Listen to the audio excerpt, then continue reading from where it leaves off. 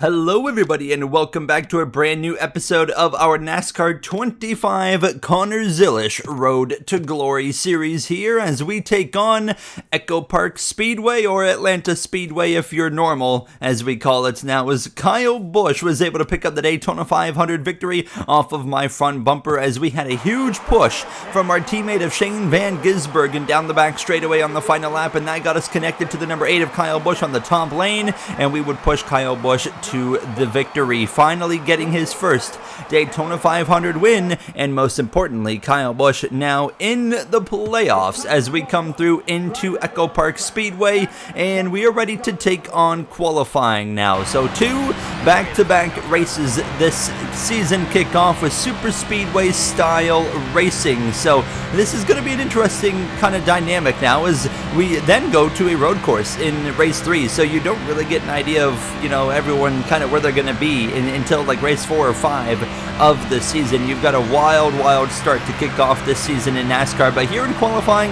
we come through to cross the line in round 1 and we put the car in 25th, meaning we do not advance into the second round of qualifying. So we will be starting in the 25th position, unfortunately now, just behind AJ Allmendinger as well as Ty Gibbs. Joey Logano, he's got himself up front for this race here from Echo Park Speedway now as we were ready to go racing. 25% race as well, 4x fuel and tire wear. So potential for green flag pit stops is a prominent threat here today now as you see the flyover, and we are ready to start the engines and go racing here in this number 87 Red Bull Chevy Camaro as 65 laps of racing on your way here from Atlanta as we start just behind the 54 of Ty Gibbs. Now green flag is out, and it's Austin Cindric and Joey Logano out in front now as we take the green flag. It's going to be 15 laps of racing in stage number 1, which means we do have enough fuel to get to the end of this first and opening stage. That is not a concern, thankfully,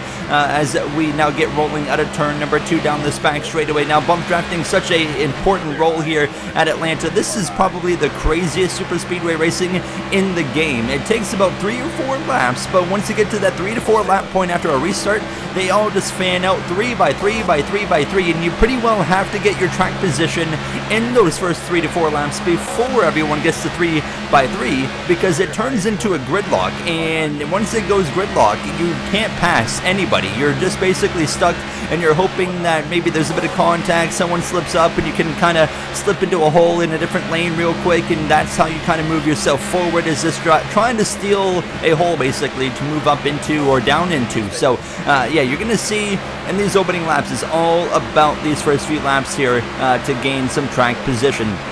You can see myself here behind the 54 of Gibbs actually showing the nose into turn 1, didn't quite make anything happen, and as we came to lap 5, we're still hovering around 23rd, 24th, but a contact with the 71, but look at this, now here's the gridlock, 3 by 3 by 3, as we head down into turn number 1.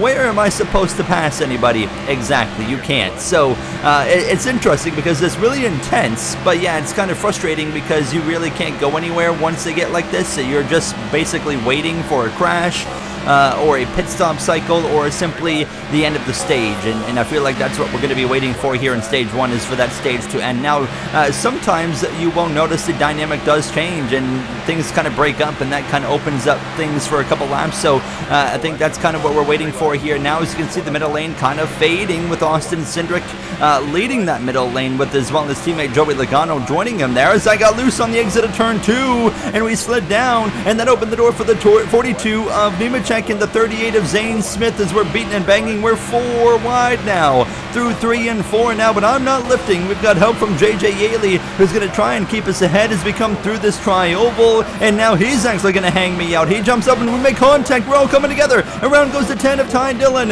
Crash into turn 1. Caution out. 25th is where we'll end up in the first and opening stage. Chase Briscoe was leading at the time of yellow. He'll get a playoff point and 10 stage points with the stage win, and we all just kind of came together there in a bit of an awkward moment there of 4 wide racing, beating and banging off each other, and well, unfortunately it leads to Ty Dillon head on into the outside wall as we are going to pit for tires and fuel and get ready to go green for the second and middle stage of this race.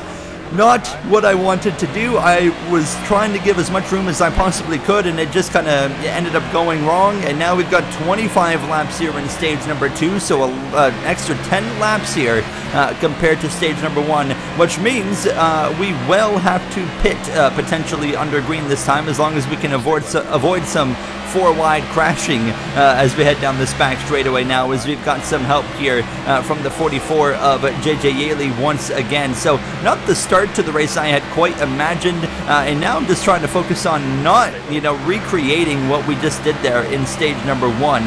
But we know we've got, once again, a very limited amount of laps here early on to try and gain some track position, but we do know those green flag pit stops are going to spice things up, as I'm going to jump up to the second lane here to the outside of the 66 of Chad Fincham. Important to note, if we do get green flag pit stops, black flags are turned off, so I can equal the AI speed on pit road entry, because they are able to go into the pits super fast and have supersonic brakes. Has had a bit of a moment there into turn 1, some contact with either the 42 or the 77 on my left rear. Fortunately, we do save it now, and we'll try to get some momentum this time with Fincham pushing us down the back straightaway as we try to run down Suarez. We're 3 wide on the outside. Got to leave that room, and overall, really, I mean, this race so far just not going how I quite imagined, and it was getting worse. I was getting hung out to the outside again by even a Trackhouse teammate, part-time teammate, Elio Castroneves there. We got 5 Trackhouse cars in the field here today.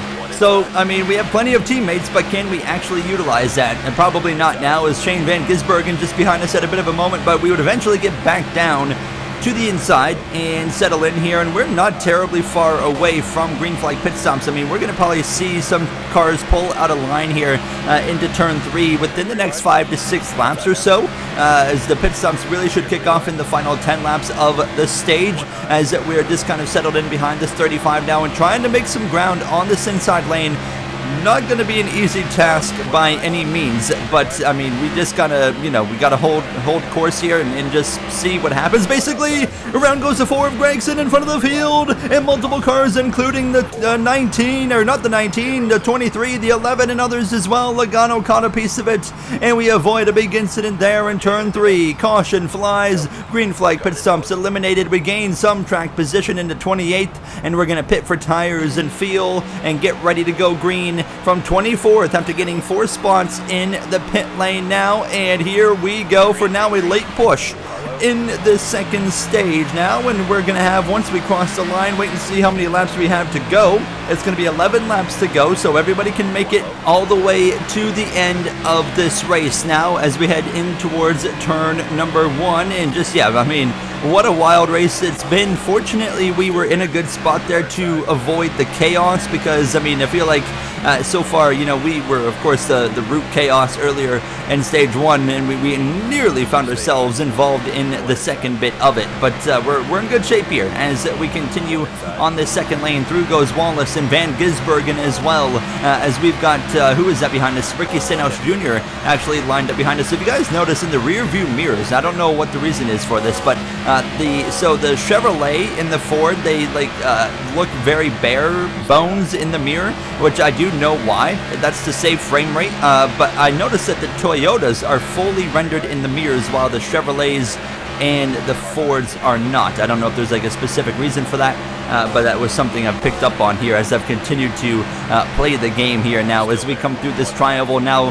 Well under 10 laps to go in stage 2 at this point, and at this point now it's once again back into this 3x3 gridlock, and we just have to try and keep ourselves in position. This is not going to be the same situation as Daytona, where we had a lot of freedom to move around and make runs. No, everything's just kind of on top of each other, and we're just waiting for someone to, well, crash like we just saw, or, just an opportunity to open up here. So coming to the final lap of the stage, and we had gone nowhere. We're right on the back of the 16 of Allmendinger into turn 3, and Todd Gilliland's up front with Chase Elliott. They're actually going to be drag racing, and Briscoe actually on the top lane. He's trying to go and sweep the first two stages, but to the line, Todd Gilliland would get the stage win as we end up in 24th position. So not terrible, but obviously expect better, especially going into the third and final stage. It's going to be absolutely crucial as we're going to pit for tires and fuel. It's going to be crucial that we get as much track position as possible in the first 3 to 4 laps here of stage 3 to try and set ourselves up well and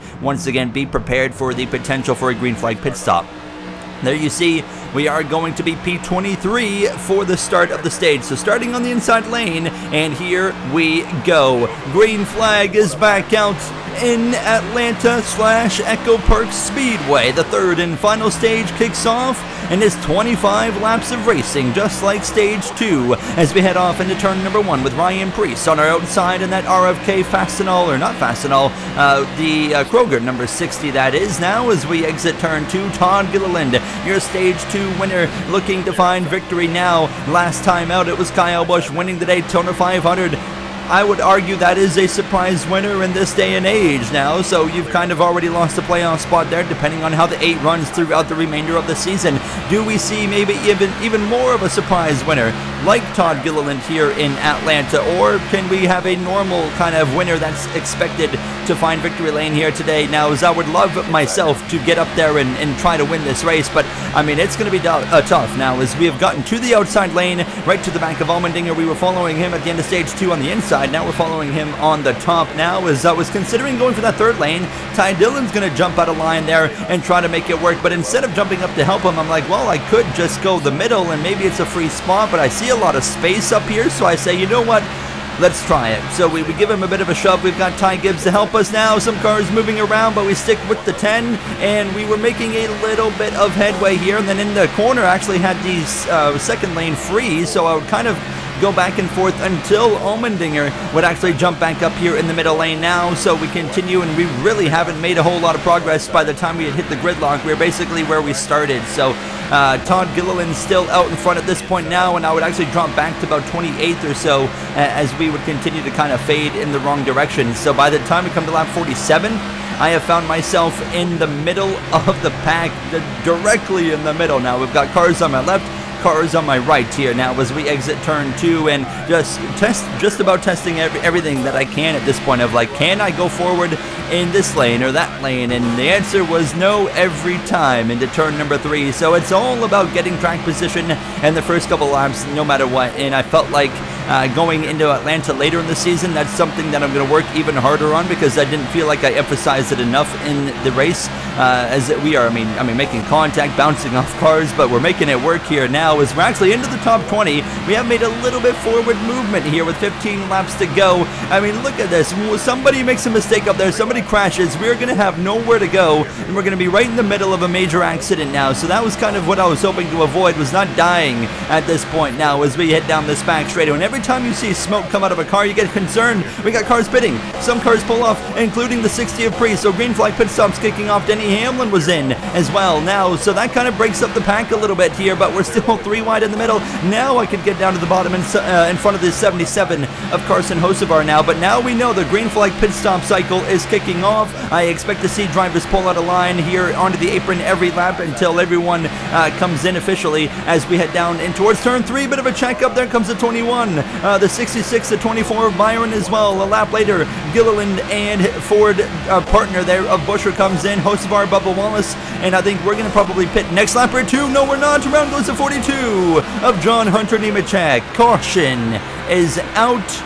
We are P12. Kyle Larson leads. I'm not sure what the situation is with drivers that were already in the pits, if they can stay out and gain track position or what, because we can't scroll that leaderboard, which is really annoying. But we are going to take a can and a half of fuel and right sides. I'm just going to go with what the crew chief is recommending, so we can make it to the end of this race. And eventually, once this is all sorted out, Chad Fincham leads, and we are P16 for the restart.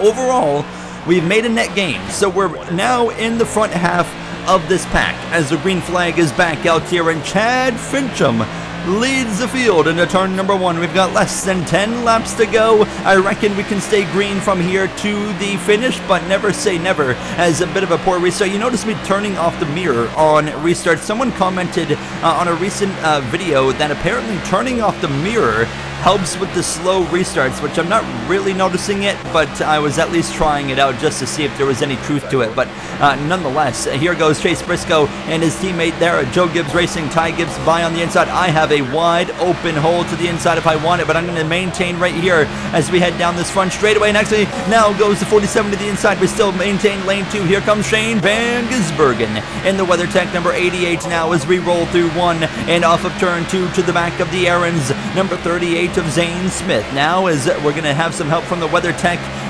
front bumper there of that 88 now, and this is reminding me a bit of the Daytona 500 where we had our teammate Van Gisbergen pushing us in the late going of that race, and that made the world a difference. Now we would have probably finished not even in the top 10 if it wasn't for Van Gisbergen in the 500. Now as we are going to jump up to that third lane, we got to go. We're going to give a shot to the back of the 22.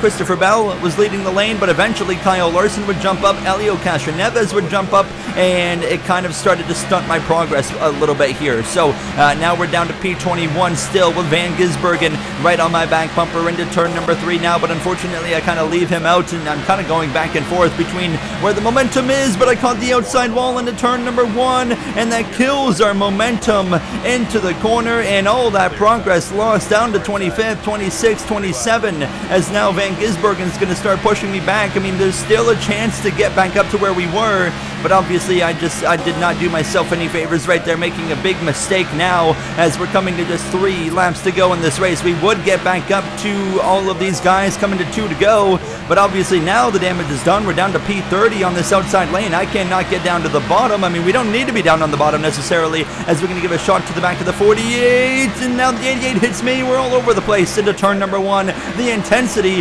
is absolutely peaking right now. Ross Chastain leads the way. Trackhouse Racing teammate, can he hang on to the checkered flag now as we have a lap and a half of racing to go? We're on the back of the 48 into turn number 3. Chastain leads that bottom lane. William Byron leads the middle. Chase Elliott leads the top now. Chastain's actually jumping up to the middle lane, coming to the final lap. I'm going to jump out of line here, trying to get a pole from that 91 of Castroneves as the white flag is out, and we take on the final lap of racing here from Echo Park Speedway. Kyle Busch to the lead. Kyle Busch is trying to go back-to-back races to start the season as we exit turn 2 down this backstretch for the final time. Can the number 8 hang on and win both the 500 and Atlanta? No, the momentum's to the top now. Busch has got 0 help through 3 and 4. Who is that? That's Michael McDowell. McDowell down the front straightaway is going to steal victory in Echo Park Speedway as we end up in 33rd position. Absolutely horrific. And Michael McDowell, welcome to the playoffs as he steals the lead and the win in the final turn with the momentum on the top, and he is going to be 1-2 with Blaney, Busch in 3rd over Allmendinger and Ross Chastain. Chad Fincham in P7, how about that?